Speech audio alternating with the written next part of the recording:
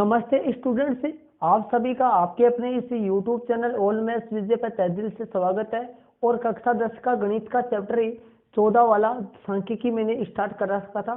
और इसका students chapter 14 का इससे पहले एक पार्ट अपलोड हो चुका था। पार्ट नंबर 1 क्लियर मैंने करवा दिया था, जिसमें मैंने आपको आपकी प्रश्नावली 14.1 का जो बेसिक जानकारी है वो मैंने हासिल आपको करवाई थी, जिसमें अपने प्रश्नावली 14.1 में कैसे सारणी आने वाली है, किस तरीके से बंटन सारणी आने वाली है, और प्रश्नावली 14.1 में अपन समांतर माध्य जो करेंगे वो कितनी विधियों से अपन करेंगे, उनके फॉर्मूले क्या क्या है वो मैंने आपको पार्ट नंबर 1 में करवा दिया था।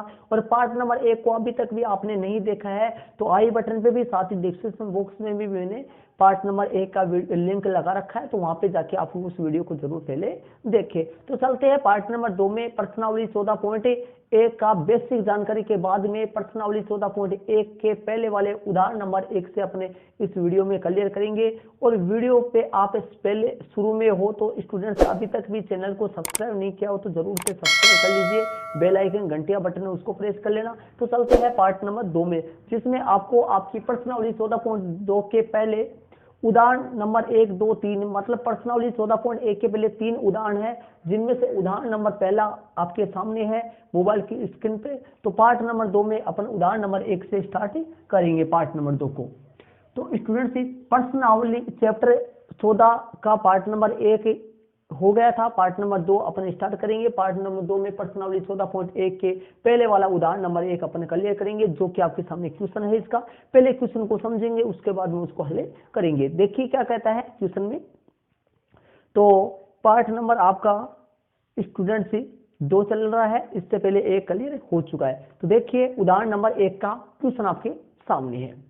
किसी स्कूल की कक्षा 10 के 30 विद्यार्थियों द्वारा किसी स्कूल की कक्षा 10 के 30 विद्यार्थियों द्वारा गणित के एक पेपर में 100 में से प्राप्त किए गए अंक नीचे एक सारणी में दिए गए हैं। स्टूडेंट्स कोई स्कूल है, उसके कक्षा 10 के 30 विद्यार्थियों द्वारा गणित का एक पेपर था 100 नंबर का, उसमें प्राप्त किए गए अंक नीचे सारणी में दिए गए हैं। इन विद्यार्थियों द्वारा प्राप्त अंकों का माध्य ज्ञात कीजिए। इन विद्यार्थियों द्वारा प्राप्त अंकों का माध्य अपने को ज्ञात करना है, अर्थात समांतर माध्य ज्ञात करना है। तो देखिए कैसे करेंगे। तो वो जो अंक है, वो सारणी जो बनी हुई है, वो सारणी आपकी क्या बना हुआ है, प्राप्तांक xi विद्यार्थियों की संख्या fi और fix। अब देखिए ये प्राप्तांक जो है वो मैंने आपको इसके पहले वाला जो पार्ट नंबर 1 था उसमें मैंने आपको ये क्लियर करवाया था सारणी कितनी प्रकार से आ सकती है।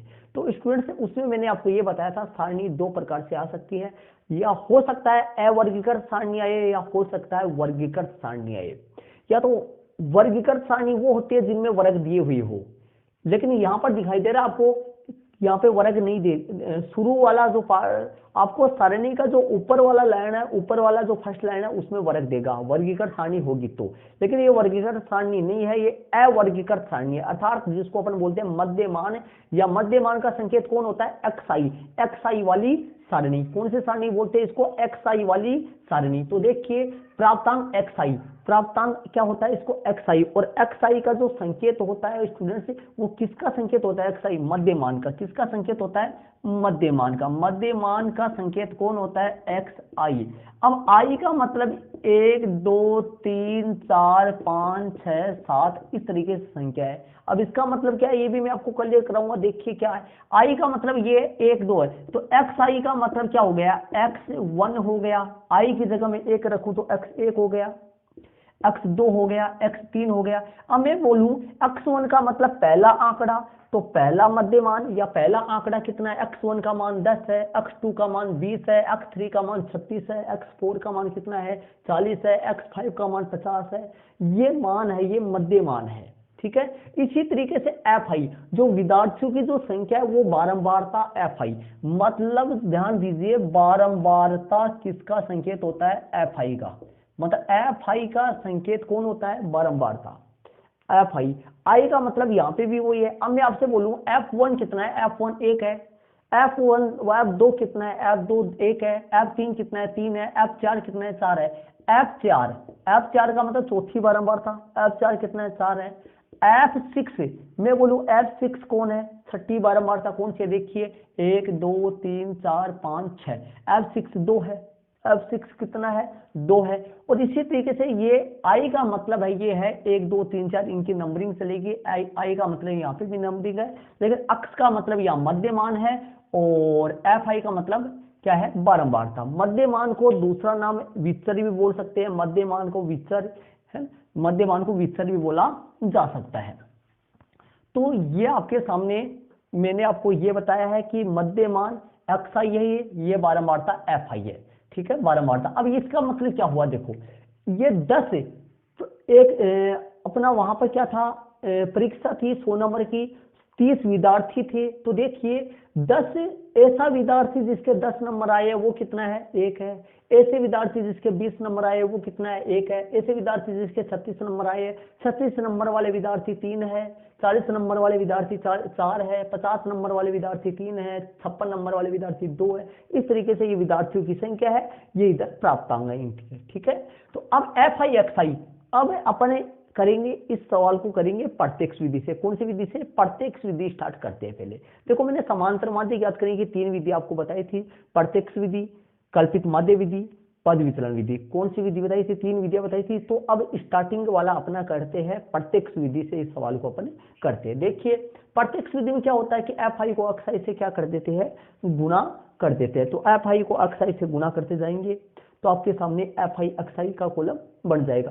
ये सारणी जो है, ये सारणी वर्ग वाली सारणी नहीं है, अर्थात मध्यमान वाली सारणी है ये, मतलब XI वाली सारणी है। इसमें XI अपने को निकालना नहीं पड़ेगा, ध्यान रहे। तो अपन क्या निकालेंगे इसमें, ध्यान रहे, FI XI निकालेंगे। FI XI का मतलब क्या होता है, देखो XI क्या होता है, मध्यमान। FI क्या होता है, बारंबारता। ये मध्यमान होता है और ये कौन होता है, बारंबारता। तो ध्यान दीजिए FI XI का मतलब हो गया इन दोनों का गुणनफल। इन दोनों का क्या हो गया, FI और XI का गुणनफल। तो गुणनफल अपन कर देंगे 10 एकम 10, 10 को 10 से एकम 10 हो गया, 20 एकम 20 हो गया। 36 को गुना करेंगे अपन किससे, 3 से, 36 108 हो गया, ठीक है। 40 को 4 से गुना करेंगे, 4 चौक 16, 160 हो गया। 50 को 3 से गुना करेंगे, 150 हो गया। 56 को 2 से, इसी तरीके से गुणा करना, लास्ट में इनका जोड़ करना है, तो जुड़ जाए सही, ऐसे ही लिखना है यहाँ पर, ऐसे इकाई का अंक बराबर रखते हुए। तो 56 दूनी 112 हो गया, और 60 चौक 6 चौक 24, 240 हो गया, और 7 चौक 28, 280 हो गया, और 2 दूनी 4 हो गया, 2 एकम 2 हो गया। तो अब ध्यान दीजिए यहाँ पर, तो ये जो 72 एकम 72, तो 2 एकम 2 हो गया, और 7 एकम 7, 72 में 72 हो गया। 80 का 80 हो जाएगा। 88 को 2 से गुणा करेंगे, 8 दूनी 16, 8 दूनी 16, 117, 176 हो गया। 3 दूनी 6 हो गया, और 9 30 27, 276 हो गया, और 95 एकम 95 हो गया, ठीक है। इसके बाद में स्टूडेंट्स मैंने आपको ये बताया था सिग्मा। सिग्मा किसका प्रतीक होता है, योग का प्रतीक होता है। जिनके पहले सिग्मा लग जाए समझ लेना उनका योग करना है। तो यहाँ पर निकालेंगे अपन sigma FI XI। Sigma FI का XI का मतलब कौन सा है, क्या होता है स्टूडेंट्स, कि FI और XI का योग, FI और XI का योग। तो FI और XI का योग, इन सबका अपन योग करेंगे। तो योग करेंगे तो देखिए 8 2 10 हो गया, 10 2 12 हो गया, 12 6 18 हो गया, 18 6 24 हो गया, और 24 सर ये 5 हो गया, 24 सर 5 कितना हो गया आपके सामने, 24 सर 5 29 हो गया। असल 2 हो गया, तो 2 इसमें जोड़ देंगे, 2 और 1 कितना हो गया, 3, 3 2 5 हो गया, 5 6 11 हो गया, 11 और 5 कितना हो गया, 17 हो गया, 11 और 5 16 हो गया, 16 17 17 4 कितना हो गया, 21 21 8 29 हो गया, 29 30 30 6 36 हो गया, 36 8 कितना हो गया, 44 44 7 ये हो गया।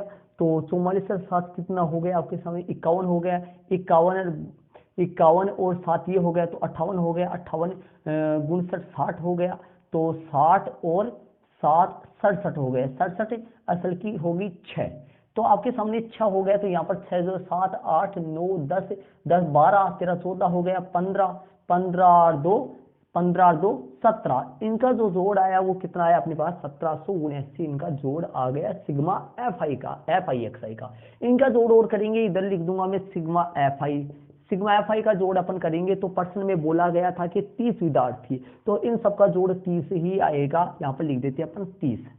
ये अपना सारणी बन के तैयार हो चुका है, सारणी पूरी बन चुकी है स्टूडेंट्स। तो ध्यान रहे एक्स आई किसका संकेत होता है, मध्यमान का, और एफ आई संकेत किसका होता है, बारंबारता का। और ये एफ आई एक्स आई है जिसमें मैंने सिग्मा एफ आई एक्स आई इन सब का योग किया है। इनके पहले सिग्मा लग गया, सिग्मा लग जाने का मतलब इन सब का योग 1779 आ गया, और सिग्मा एफ आई इन सब का योग 30 आ गया। अब सारणी के ठीक नीचे आपको विधि लिख देनी है, कौन सी विधि से कर रहे हैं अपने उस विधि का नाम लिख देना है। मैं कर रहा हूं प्रत्यक्ष विधि से, तो प्रत्यक्ष विधि से यहाँ लिख देते हैं। इसके बाद में आपको इस प्रत्यक्ष विधि में डायरेक्ट सूत्र लगा देना है। इसके नीचे मेरे पास जगह नहीं है, मैं उस तरफ कर रहा हूं, आपको नीचे करना है इसके, राइट, नीचे करोगे आप, ठीक है। मैं यहाँ पर कर रहा हूं, अतः यहाँ पर क्या लिखूंगा, अतः समांतर माध्य, अतः समांतर माध्य, समांतर माध्य का जो संकेत है वो x बार होता है। अतः समांतर माध्य, समांतर माध्य का संकेत x बार होता है। यहाँ पर लगा दूंगा मैं सिग्मा एफ आई एक्स आई बटा सिग्मा एफ आई। ये सूत्र मैंने आपको पीछे वाले पार्ट नंबर 1, पीछे वाला जो पार्ट नंबर 1 है उसमें मैंने आपको क्लियर करवाया था कि प्रत्यक्ष विधि में ये सूत्र लगने वाला है।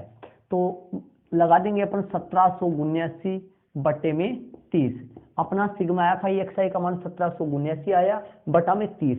अब अपन क्या करेंगे, इसमें 30 का भाग न देकर अपन डायरेक्ट 3 का भाग दे देंगे और पॉइंट लगा देंगे। कैसे, 1779 और जो 30 है, 30 को मैं 3 गुना 10 लिख सकता हूँ। क्या लिख सकता हूँ, 3 गुना 10। तो मैं क्या करूंगा, इसमें 3 का भाग दे देता हूँ। कैसे, 3 पंचो 15 हो गया, 2 बचेगा, 7 उतालिए 27 हो गया, 3 9 27, 3 तिया 9, 3 तिया 9। तो आपके सामने कितना आ गया, 59.3, 59.3। अब पॉइंट कहां लग गया, देखो ये यदि मैंने 1779 में 3 का भाग दिया तो कितना आएगा, 593, 593 में 10 का भाग देंगे तो 10 का भाग यहाँ दे लो। 10 का भाग देने का मतलब 10 में 0 1 पॉइंट 1 अंक के पहले लग जाएगा। तो कहने का मतलब यहाँ पर इसको यदि मैं काटूंगा तो आपके सामने आ जाएगा 59.3। कितना आ जाएगा, 59.3। तो अपने आपके सामने 59.3, ये आंसर सही है।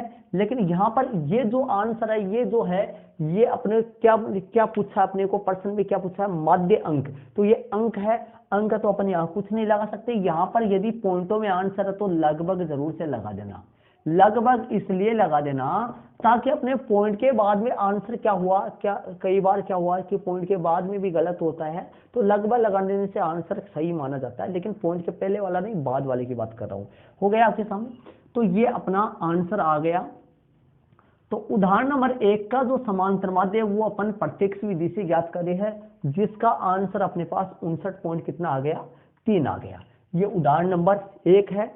तो उदाहरण नंबर 1 अपन करे है, इसमें उदाहरण नंबर 1 का अपना समांतर माध्य प्रत्यक्ष विधि से किया है। प्रत्यक्ष विधि से अपना 59.3 है। यदि इसी सवाल को अपन बाकी 2 विधियों से अपन करें तो आंसर इतना ही आने वाला है, सेम ही आएगा। मैं फिर बता देता हूं, एक बार देखिए, ये प्राप्तांक एक्स आई हो गया, ये विद्यार्थियों की संख्या एफ आई। पर्सन में जो सारणी आएगी उसमें 2 कॉलम आएंगे। ऊपर वाले कॉलम में या तो वर्ग आएगा या फिर सिंगल संख्या चलेंगे एक्स आई। तो इस तरह से यदि वर्ग आएगा ऊपर वाली सारणी में तो वर्ग वाली सारणी होगी वो, जिसको अपन वर्गीकृत सारणी बोलते हैं। और ऊपर यदि सिंगल संख्या चलेंगी तो समझ लेना एक्स आई वाली सारणी अर्थात मध्यमान अपने को दे रखा है। तो मध्यमान एक्स आई, विद्यार्थियों की संख्या एफ आई, ये मैंने ये एक्स आई है, ये एफ आई है, इनको अपन गुना कर लिए, इधर से इनको जोड़ दिया, इधर इनका जोड़ दिया, सिग्मा एफ आई एक्स आई आ गया, ये सिग्मा एफ आई आ गया। प्रत्यक्ष विधि से वहां पर सूत्र लगा के अपन भाग दे दिया, ये तो प्रत्यक्ष विधि होगी। अब यही सवाल ऐसा है जिसमें अपने को मध्यमान अगले ने दिया है। उदाहरण नंबर 1 ही ऐसा है जिसमें आपको मध्यमान क्या कर रखा है, अगले ने दे दिया। उदाहरण नंबर 2 3 आगे वाले सारणी आएंगे, वो वर्ग वाली सारणी होगी। वर्ग वाली सारणियों में से अपने को मध्यमान क्या करना पड़ेगा, निकालना पड़ेगा। तो वहां पर ऐसा नहीं होगा कि आपको डायरेक्ट मध्यमान दे देगा, मध्यमान आपको उन सारणियों में निकालना पड़ेगा आपको मध्यमान। इसमें क्या हुआ था, इसमें आपको मध्यमान डायरेक्ट दे दिया था, बल्कि उनमें आपको खुद को मध्यमान निकालना पड़ेगा। तो पहले कॉलम में वहां क्या आएगा, वर्ग अंतराल। दूसरे कॉलम में एफ आई, ये बारंबारता एफ आई आएगा। तीसरे कॉलम में आपको मध्यमान एक्स आई क्या करना पड़ेगा, निकालना पड़ेगा। फिर चौथे कॉलम में एफ आई एक्स आई आएगा। वहां पे क्या होगा कि मध्यमान अपने को खुद को निकालना पड़ेगा वर्गों में से। ये आपके सामने मैंने उदाहरण नंबर 1 क्लियर किया है। तो स्टूडेंट से उदाहरण नंबर 1 जो है ये प्रत्यक्ष विधि से मैंने आपको क्लियर करवाया है, उदाहरण नंबर 1। तो ये आपके कैसा समझ आया, कमेंट जरूर से करिए। और इसके आगे वाला जो एग्जाम्पल है वो आगे वाले पार्ट में आपको मिल जाएगा। तो आप वहाँ पे जरूर से आगे वाले पार्ट को आप देखें, आगे वाले पार्ट में मिल जाएगा आपको। अपन लगातार चलते हुए आपके पार्ट वाइज देखते रहिए। आप अब आगे वाले पार्ट में देख लीजिए, उदाहरण नंबर 2 आपको मिल जाएगा। तो स्टूडेंट्स, ओके स्टूडेंट्स, थैंक्स, जय